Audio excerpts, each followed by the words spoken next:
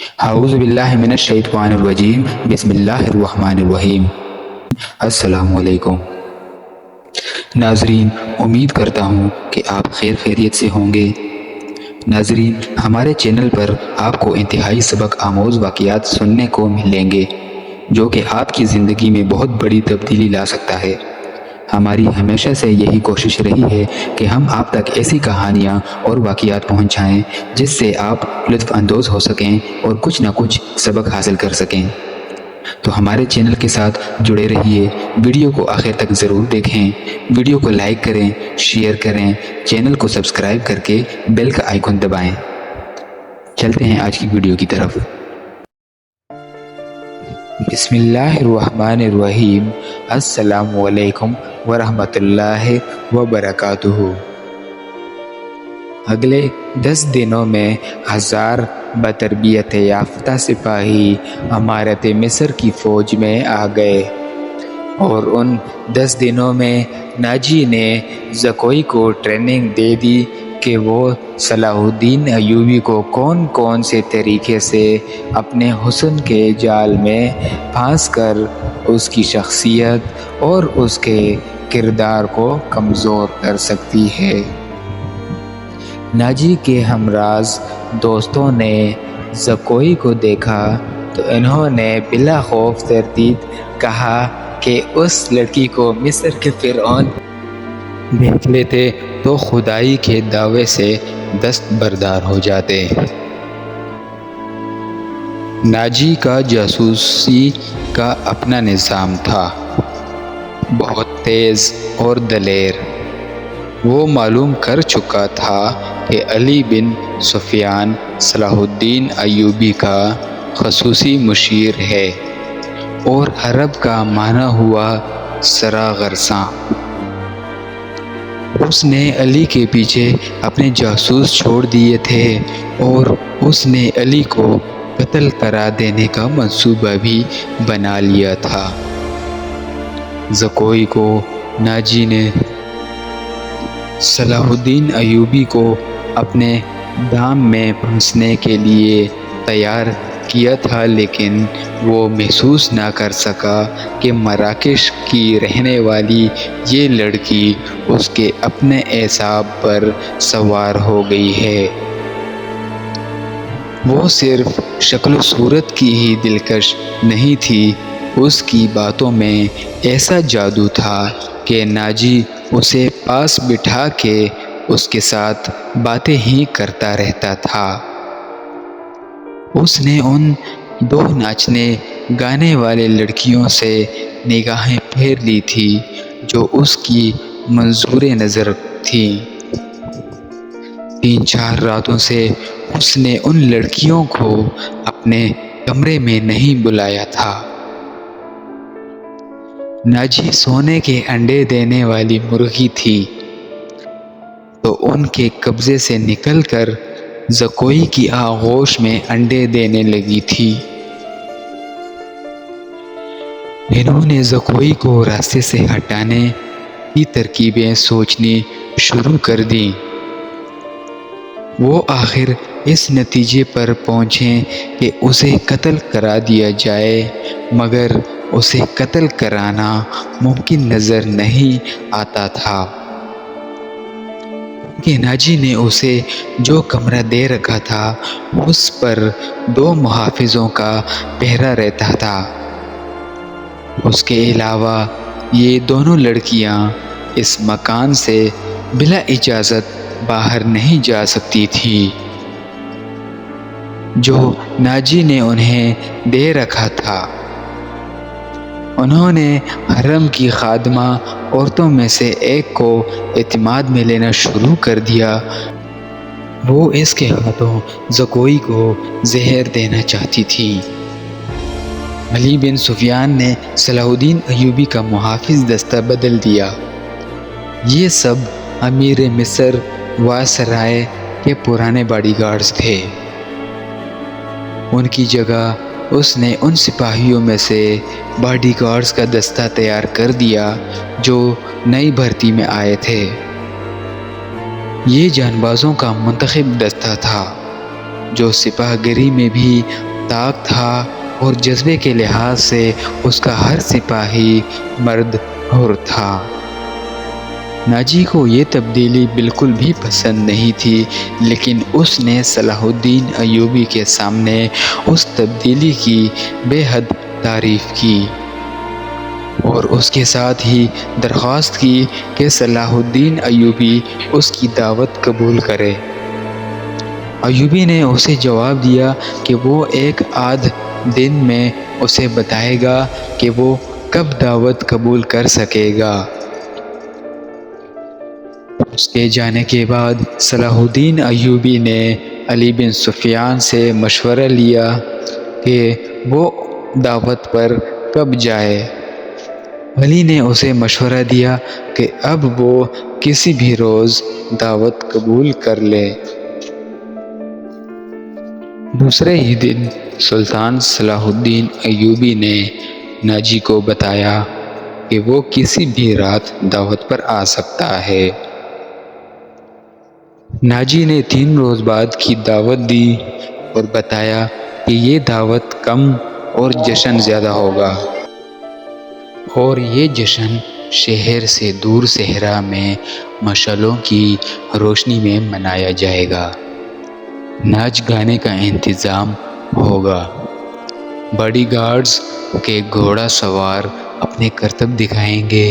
شمشیر زنی اور بغیر ہتھیاروں کی لڑائی کے مقابلے ہوں گے، اور سلطان صلاح الدین ایوبی کو رات وہیں قیام کرایا جائے گا۔ رہائش کے لیے خیمے نصب ہوں گے۔ صلاح الدین ایوبی پروگرام کی تفصیل سنتا رہا۔ اس نے ناچ گانے پر بھی اعتراض نہ کیا۔ ناجی نے ڈرتے جھجکتے کہا، فوج کے بیشتر سپاہی جو مسلمان نہیں یا جو ابھی نیم مسلمان ہیں کبھی کبھی شراب پیتے ہیں۔ وہ شراب کے عادی نہیں۔ وہ اجازت چاہتے ہیں کہ جشن میں انہیں شراب پینے کی اجازت دی جائے۔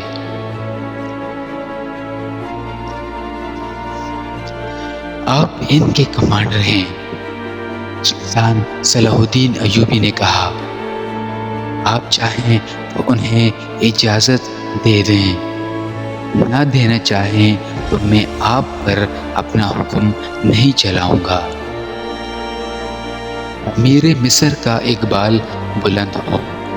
ناجی نے غلاموں کی طرح کہا، میں کون ہوتا ہوں اس کام کی اجازت دینے والا جس کو آپ سخت ناپسند کرتے ہیں۔ انہیں اجازت دے دیں کہ جشن کی رات ہنگامہ آرائی اور بدکاری کے سوا سب کچھ کر سکتے ہیں۔ سلطان صلاح الدین ایوبی نے کہا، اگر شراب پی کر کسی نے ہلا گلا کیا تو اسے سخت سزا دی جائے گی۔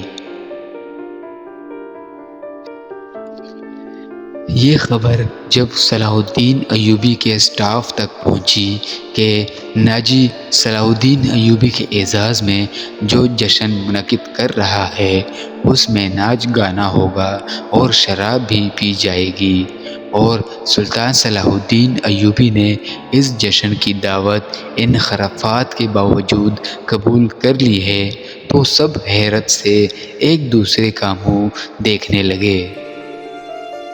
کسی نے کہا کہ وہ دوسروں پر اپنا رعب ڈالنا چاہتا ہے، اور کسی نے یہ رائے دی کہ ناجی کا جادو سلطان صلاح الدین ایوبی پر بھی چل گیا ہے۔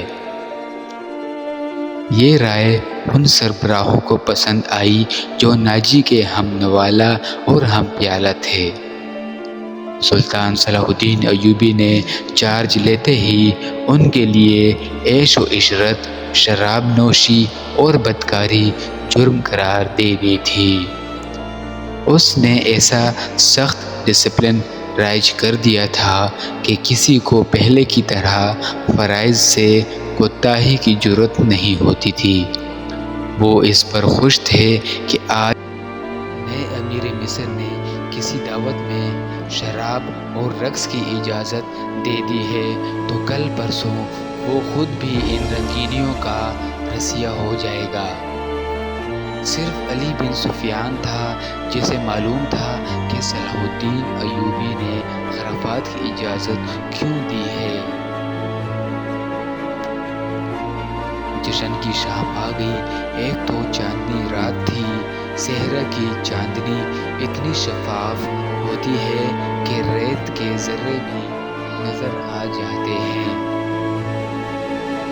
دوسرے ہزار بامشعلوں نے وہاں صحرا کی رات کو دن بنا دیا تھا۔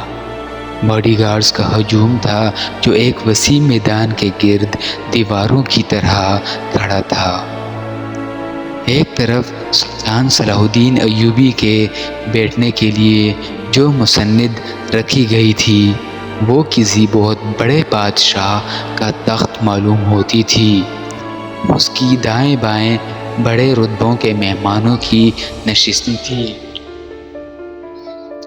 اس وسیع و عریض تماشا گاہ سے تھوڑی دور مہمانوں کے لیے نہایت خوبصورت خیمے نصب تھے۔ ان سے ہٹ کر ایک بڑا خیمہ سلطان صلاح الدین ایوبی کے لیے نصب کیا گیا تھا جہاں اسے رات بسر کرنی تھی۔ علی بن سفیان نے سورج غروب ہونے سے پہلے وہاں جا کر اس خیمے کی ارد گرد محافظ کھڑے کر دیے تھے۔ جب علی بن سفیان وہاں محافظ کھڑے کر رہا تھا، ناجی زکوئی کو آخری ہدایات دے رہا تھا۔ اس شام زکوئی کا حسن کچھ زیادہ ہی نکھر آیا تھا۔ اس کے جسم سے ایسے عطر کی بھینی بھینی بو اٹھ رہی تھی جس میں صحرا کا تاثر تھا۔ اس نے بال اریاں کندھوں پر پھیلا دیے تھے۔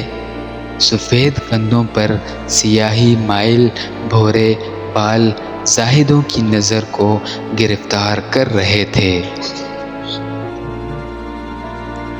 اس کے جسم کے تمام نشیب و فراز صاف نظر آتے تھے۔ اس کے ہونٹوں پر قدرتی تبسم ادھ کلی کی مانند تھا۔ ناجی نے اسے سر سے پاؤں تک دیکھا اور کہا، صلاح الدین ایوبی پر تمہارے جسمانی حسن کا شاید اثر نہ ہو۔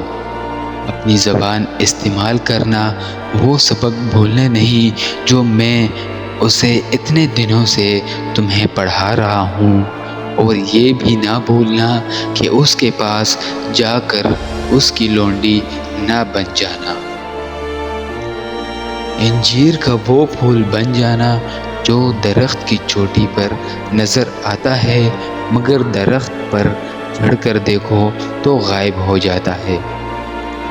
اسے اپنے قدموں میں بٹھا لینا۔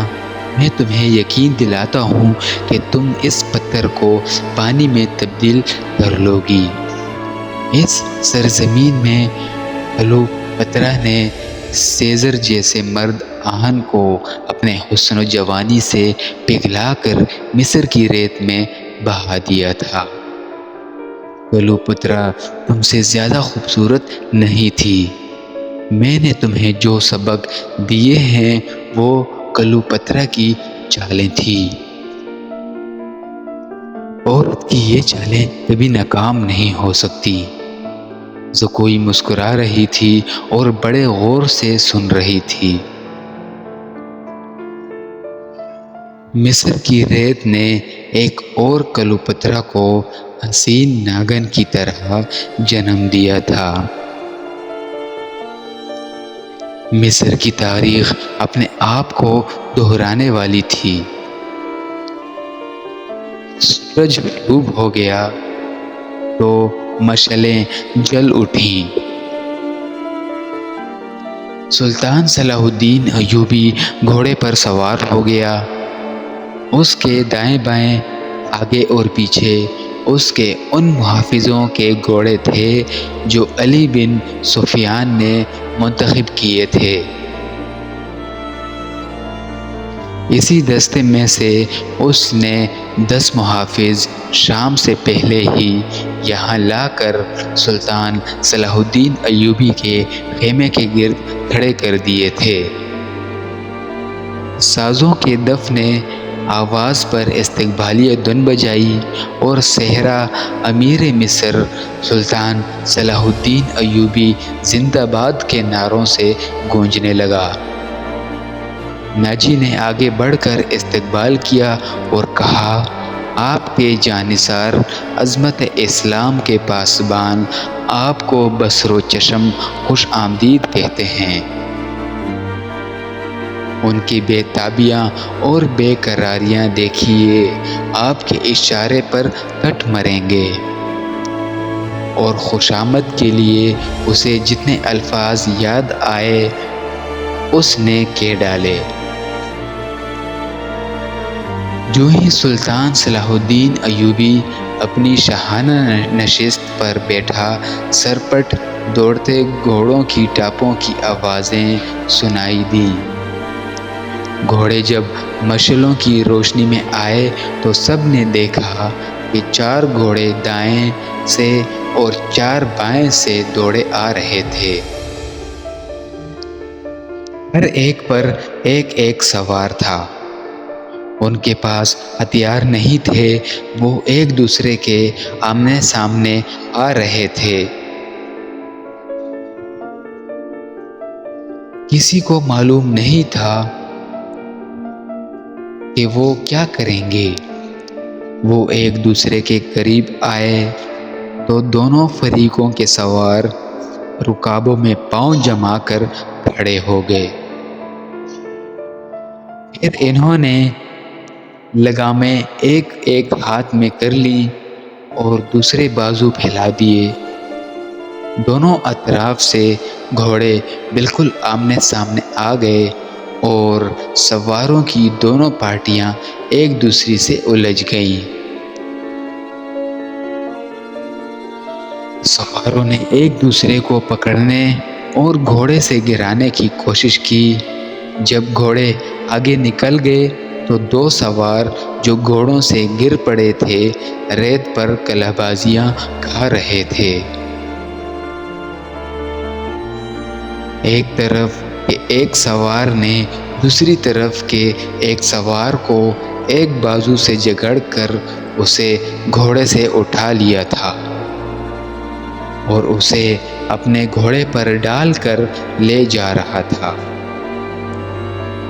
ہجوم نے اس قدر شور بپا کیا کہ اپنی آواز اپنے آپ کو بھی سنائی نہیں دیتی تھی۔ یہ سوار اندھیرے میں غائب ہوئے تو دونوں طرف سے 4 اور گھوڑے آئے اور اسی طرح مقابلہ کیا۔ اس طرح 8 مقابلے ہوئے اور اس کے بعد شتر سوار آئے۔ پھر گھوڑا سواروں اور شتر سواروں نے سواری کے متعدد کرتب دکھائے۔ اس کے بعد تیغ زنی اور بغیر ہتھیاروں کی لڑائی کے مظاہرے ہوئے جن میں کئی ایک سپاہی زخمی ہو گئے۔ سلطان صلاح الدین ایوبی شجاعت اور بے خوفی کے ان مظاہروں اور مقابلوں میں جذب ہو کے رہ گیا تھا۔ اسے ایسی ہی بہادر فوج کی ضرورت تھی۔ اس نے علی بن سفیان کے کان میں کہا، اگر اس فوج میں اسلامی جذبہ بھی ہو تو میں صرف اسی فوج سے صلیبیوں کو گھٹنوں بٹھا سکتا ہوں۔ علی بن سفیان نے وہی مشورہ دیا جو وہ پہلے بھی دے چکا تھا۔ اس نے کہا، اگر ناجی سے کمان لے لی جائے تو جذبہ بھی پیدا ہو جائے گا، مگر سلطان صلاح الدین ایوبی ناجی جیسے ذہین اور تجربہ کار سالار کو سبکدوش کرنے کی بجائے سدھار کر راہ حق پر لانا چاہتا تھا۔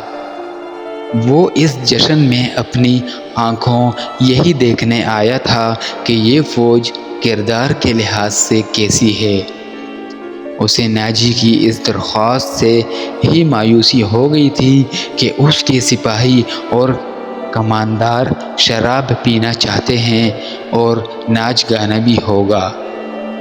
صلاح الدین ایوبی نے اس کی درخواست اس وجہ سے منظور کی تھی کہ وہ دیکھنا چاہتا تھا کہ یہ لشکر کس حد تک عیش و عشرت میں ڈوبا ہوا ہے۔ محترم ناظرین، صلاح الدین ایوبی کی زندگی کے واقعات پر مشتمل سیریز دیکھنے کے لیے چینل کو سبسکرائب ضرور کر لیں۔ گزشتہ اقساط دیکھنے کے لیے چینل پر پلے لسٹ کا وزٹ کریں۔ ویڈیو کو لائک اور شیئر ضرور کیجیے۔ اللہ آپ کا حامی و ناصر ہو۔ جزاک اللہ خیر۔ والسلام۔